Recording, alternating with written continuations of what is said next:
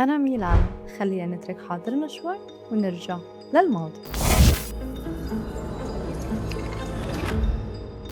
اليوم رح أحكي لكم عن قصة صارت بالوطن العربي، قصة هزت بلد كامل وتصدرت الأخبار لفترات طويلة. ما رح أقول لكم من البداية مين صاحب القصة، بدي إياكم تكملوا للآخر تحاولوا تكتشفوا مين هالشاب وشو اسمه، لأنه اسمه رح نذكره بآخر الحلقة. القصة بتبدأ مع شاب عمره 16 سنة، شاب عايش حياته بشكل طبيعي، عنده عائلة، مدرسة، أحلام مثل أي شخص بعمره. لكن بيوم من الأيام صار شي ما كان ممكن يتخيله، حتى ما كان ممكن يتخيله بأسوأ كوابيسه. والأغرب إنه هو شخصيا ما كان الهدف الحقيقي للجريمة، وكان الهدف والده. والد الشاب فات بمشاكل كبيرة وانتهت بوفاة شخص، وبعدها صدر بحقه حكم قضائي ودخل السجن. وهون بدأت القصة تاخد منحنى مرعب. الأشخاص اللي كان بدهم ينتقموا من الأب قرروا يوصلوا له من خلال ابنه، يعني شاب عمره 16 سنة ما له علاقة بالجريمة اللي دخل بسببها أبوه السجن، وصار هو الضحية. بيوم من أيام شهر أكتوبر عام 2020 طلع الشاب من بيته بمدينة الزرقاء بالأردن.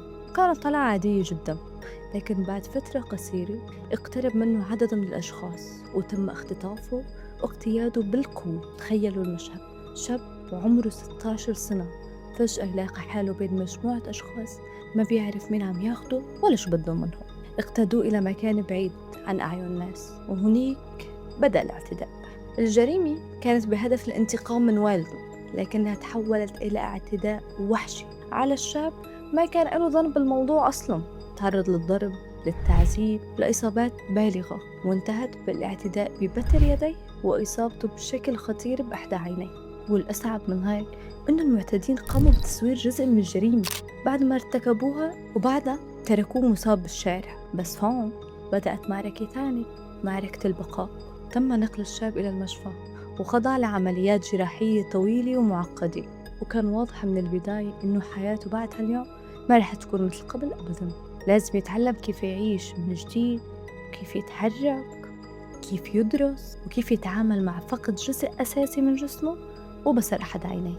لكن رغم كل شيء نجا، وقصته انتشرت بشكل واسع جدا بالأردن والوطن العربي. ناس غضبت وتعاطفت معه، وتحولت قضيته إلى قضية رأي عام. وصلت قصته للملك عبد الله الثاني والملكة رانيا، وحصل على دعم ورعاية ومساعدة في مرحلة علاجه وتأهيله. لكن في شي يمكن يكون أصعب من الإصابة نفسها، إنك ترجع تبني حياتك بعد ما تغيرت كل تفاصيلها. والشاب قرر ما يسمح للجريمة أن تكون نهاية قصته. رجع للدراسة رغم كل الظروف، وخاض امتحانات الثانوية العامة وحصل على معدل 85.15%. وبعدها دخل الجامعة الأردنية واختار يدرس القانون. وهون بتصير القصة أقوى. الشاب اللي كان ضحية جريمة بشعة قرر يدرس القانون، يمكن لأنه صار بيعرف أكتر من أي شخص آخر شو يعني ظلم وشو يعني الإنسان يحس إنه انظلم. لكن قصة العائلة نفسها ما انتهت. والده اللي كانت الجريمة الأصلية مرتبطة بقضيته بقي داخل السجن. في عام 2022 صدر بحقه حكم بالسجن لمدة 20 سنة. يعني الشاب كان عم يحاول يبني حياته من جديد، وبنفس الوقت كان عليه يتعامل مع قضية والده ويتبعها. مع ذلك كمل وما ترك الجامعة وما ترك حلمه، وما سمح للي صار معه إنه يقرر مين رح يكون بالمستقبل.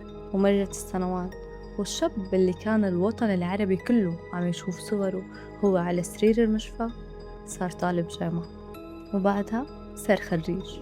بعام 2026 تخرج من كلية الحقوق في الجامعة الأردنية. وهون يمكن لازم نرجع لأول سؤال طرحنا: مين هو الشاب؟ مين هالشخص اللي بعمر 16 سنة اختطف بسبب قضية والده؟ مين الشاب اللي تعرض لجريمة انتقام بشعة وخسر إيده وبصر إحدى عينيه؟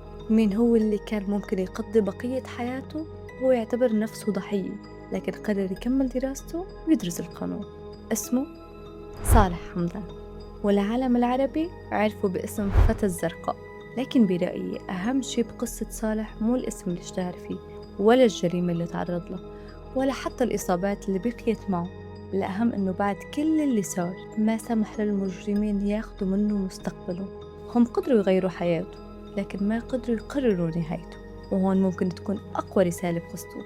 أحيانا الإنسان ما بيقدر يختار شو بيصير معه، بس بيقدر يختار شو يعمل بعد اللي صار. وهون بنكون وصلنا لنهاية حلقتنا لليوم.